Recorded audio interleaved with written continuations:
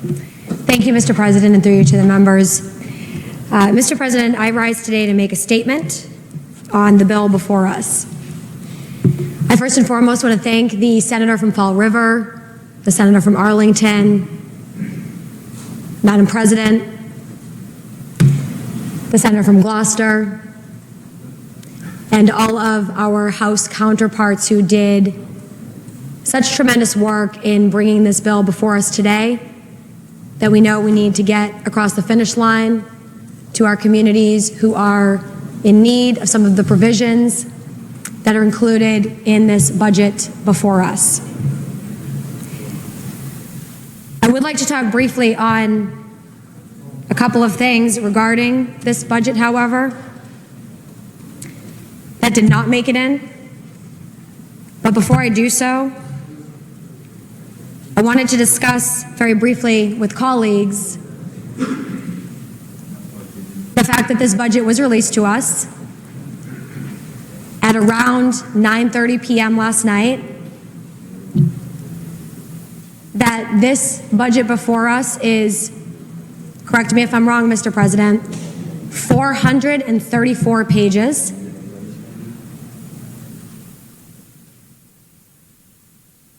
And that we had less than 24 hours to read and review what may be the most significant bill we will vote on this year.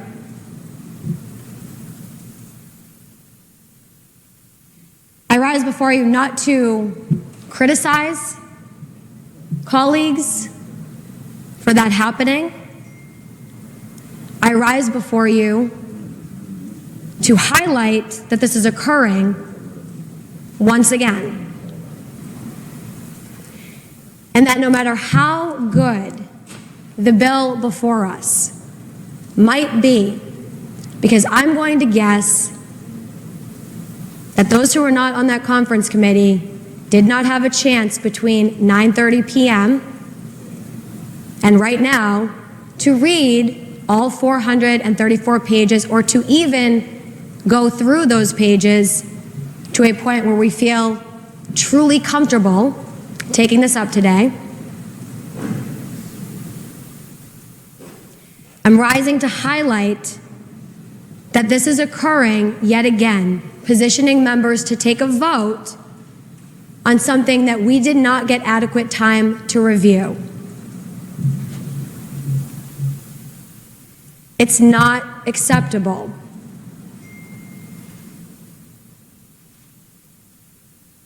If we keep doing this over and over again, it's not going to magically become acceptable.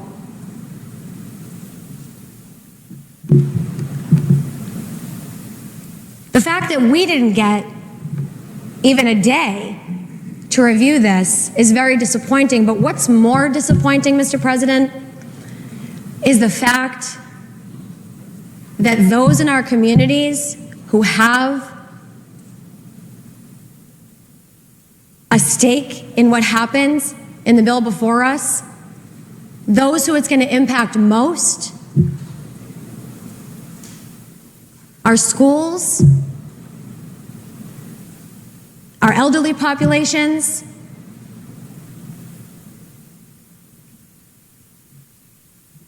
those who are coming from positions of powerlessness,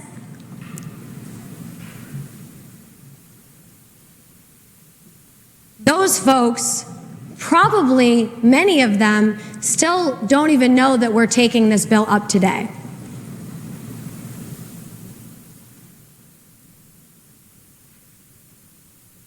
And yet we continue to call what happens in this chamber part of the democratic process. Now, we heard a lot last week, or just a couple of days ago, about what's been taking place in the House. And we saw provisions filed to fight for transparency and accountability, to open up the process to people in our communities so that those we represent can have a seat at the table. And the House has taken a lot of criticism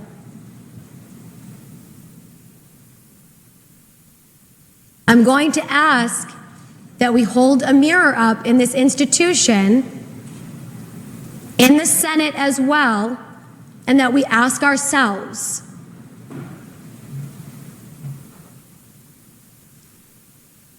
do we deserve the same criticism over here? Do we have 72 hours to read a bill? Did we fight hard enough for that? Did we fight hard enough in conference for committee votes to be made public, or did we allow it to be traded for something else?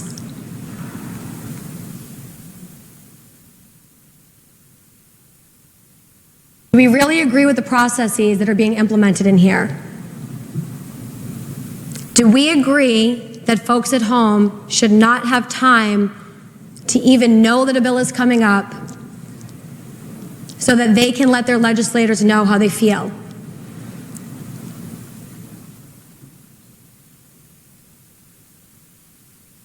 I am deeply disappointed today. I know that folks at home are incredibly frustrated about the continuation of these types of behaviors from those that they would love to be able to trust in ensuring their ability to have their voices heard. And I wasn't going to be coming in today,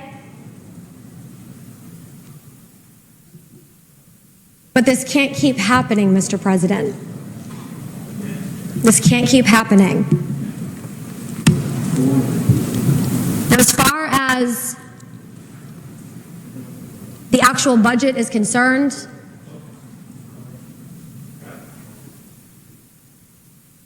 while I'm sure there are many great provisions in this document, I will tell you about a couple of things that I didn't find in this document that I'm very disappointed about, that I actually barely had enough time to find weren't in this document. Thanks to my amazing staff for assisting me in finding these things out.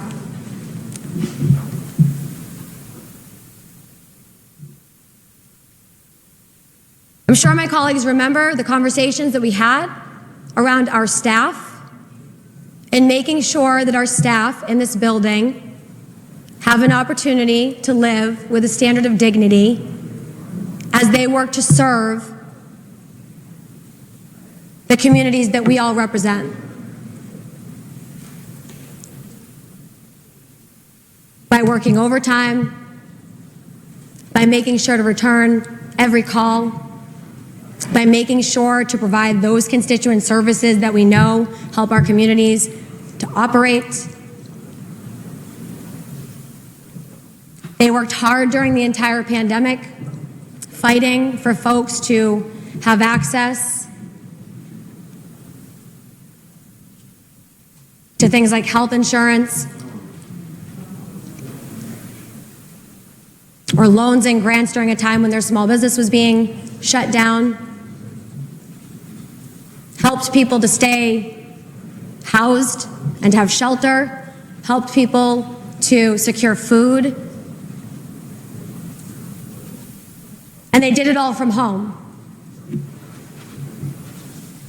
Some without laptops. Some without access to basic internet services. Some of our staffers were helping people deal with food insecurity issues while they themselves were dealing with food insecurity and may still be dealing with food insecurity.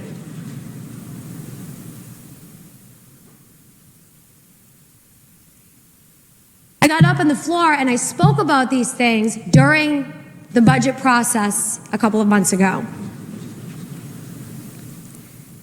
And this leadership team came to me and asked that I work with them, and told me that they are committed to making sure that our staffers feel confident that this body supports them fully, but to please work with them And when I spoke with some of the staffers, they agreed, okay, that sounds okay. If we're going to be worked with and these issues are going to be worked on truly, then that's what we want.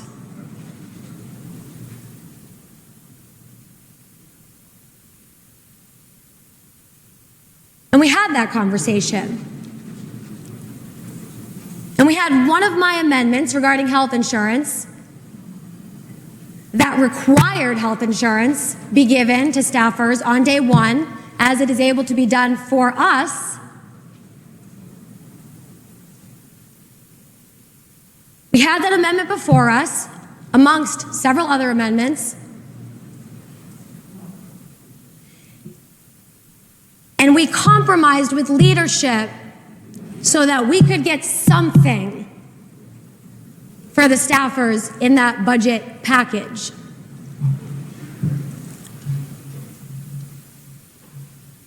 And we were told that nothing could be done regarding the GIC and health insurance for staffers until this particular commission happened. And the goal was to get something for those who are working with us and for our communities that would help them once again to live with a standard of dignity.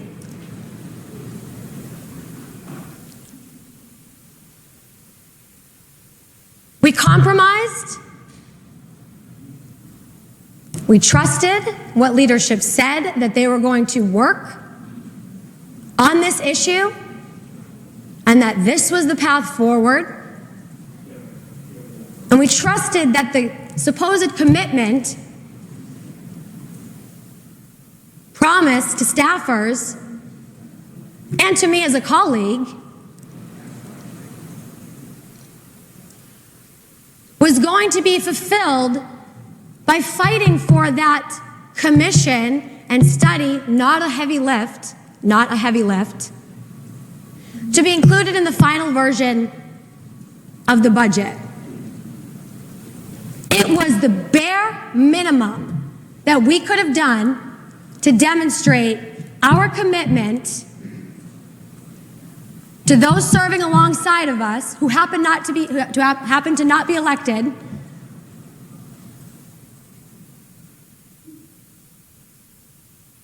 It was the bare minimum we could do to show them that we're committed to progress on their behalf.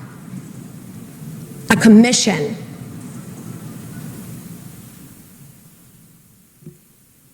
And we let a commission to study the issues surrounding GIC, potential challenges in giving our staffers health insurance, to be lost in conference. I don't know what the response is going to be to this, but I will tell you right now, no one is going to tell me that the House was that adamant against a commission about the GIC that they were going to hold up this budget from coming to the floor today.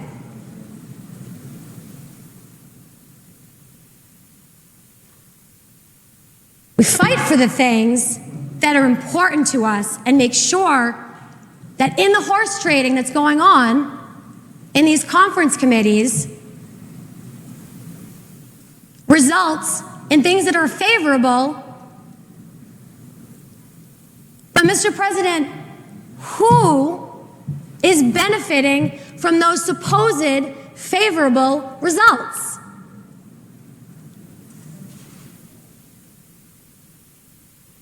Because I know it wasn't our staff.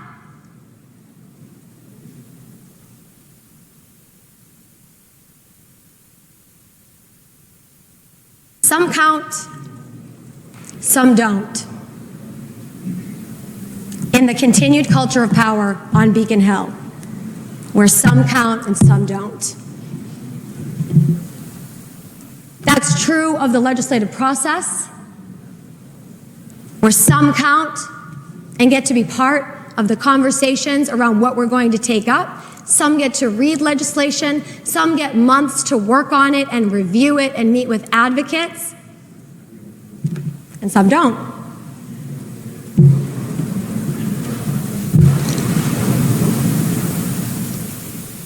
Some count when it comes to increases in salaries, and some don't. Some get access to health care on day one in this building, and some don't.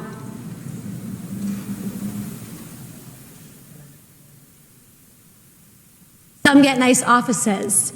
Some get multiple chairmanships, and some don't.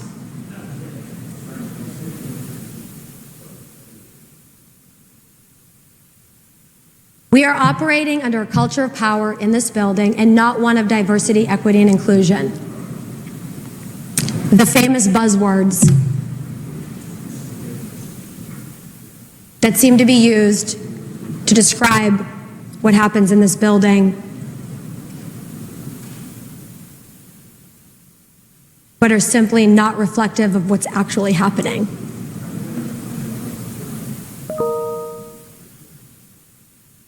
We want to be inclusive? Really? If we wanted to be inclusive, Mr. President, we would allow people in our communities who are impacted by what's in this budget to have an opportunity to know what's going on before and not after the decision has already been made by the most powerful amongst us.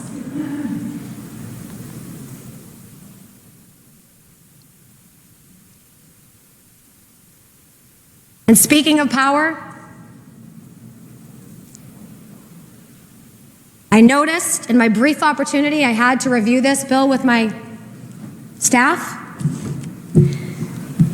that we also didn't fight for the inclusion of non-disclosure agreements to be reformed so that those across the Commonwealth in state government, including, once again, our staff and the staff in the House and the staff in the administration, would not be silenced about abuse, discrimination, and harassment that is happening.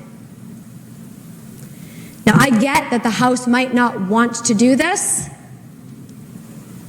and I think that they should answer regarding their position on this.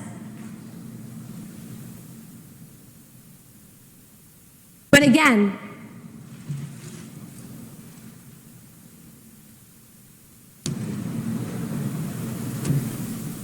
some of the things that benefited certain people were passed in this budget, and other things that benefited others were not.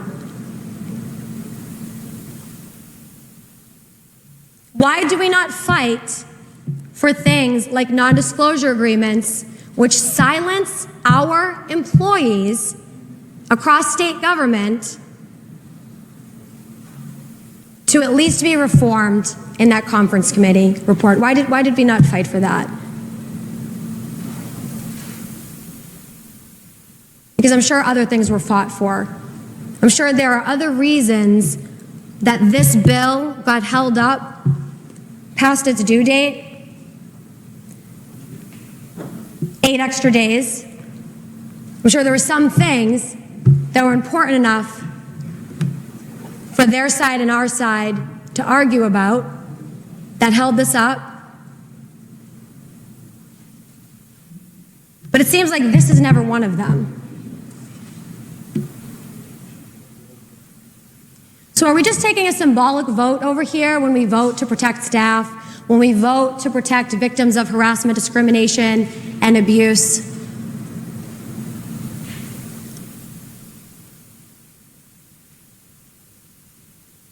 It's really seeming that way to me, and that is extremely disheartening.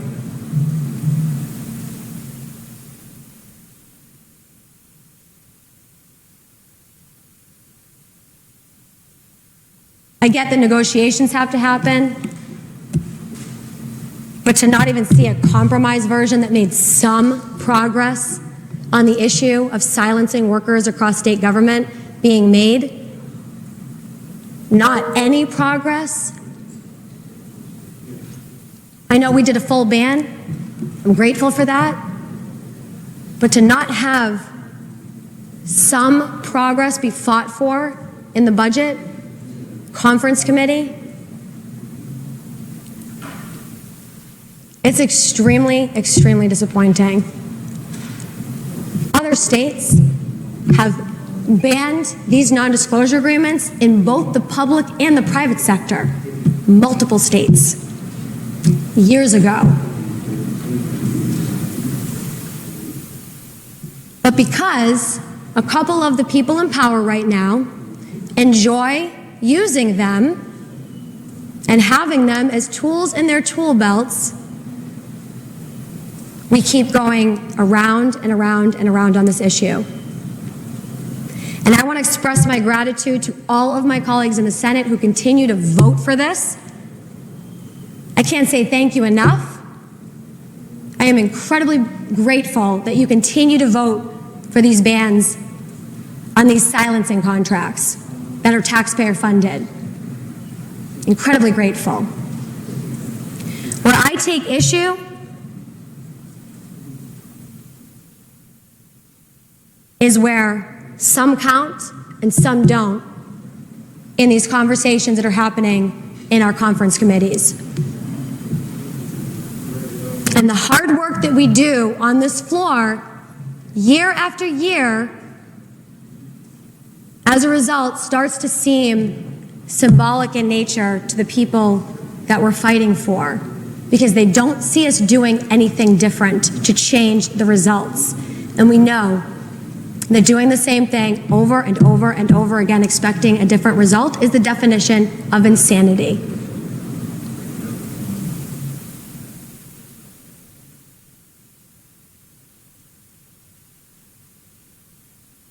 We need to change the process up here so that these provisions that keep not making it across the finish line, even though we have unanimous support on some of these things, actually see the light of day.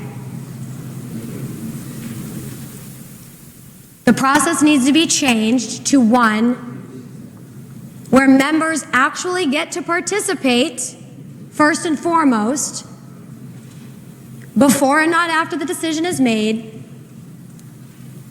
But the process also needs to be changed so our communities have access. We can't claim to care about the most vulnerable in our communities, call a piece of legislation progressive, and then say, you're welcome.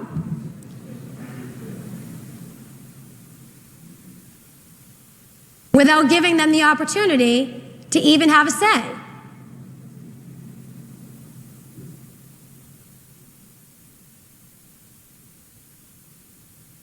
Unacceptable.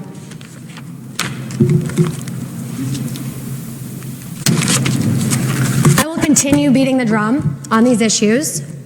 I would like to let my colleagues know that I did try to work with our leadership team on the provisions to help our staffers. I have received a commitment that the health insurance issue is being dealt with. I would encourage those who have the power to change some of these things to look at the other provisions that I filed on the budget, as well as I will be filing all of those amendments as standalone bills very shortly and fighting for them during the legislative process. And I will also be taking the next opportunity to bring those provisions to the floor to continue the fight for those things that were not included.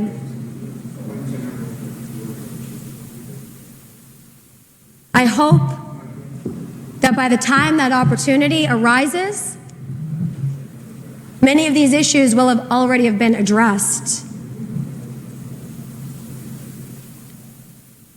so that we can instill that confidence that we promised to instill in our staffers.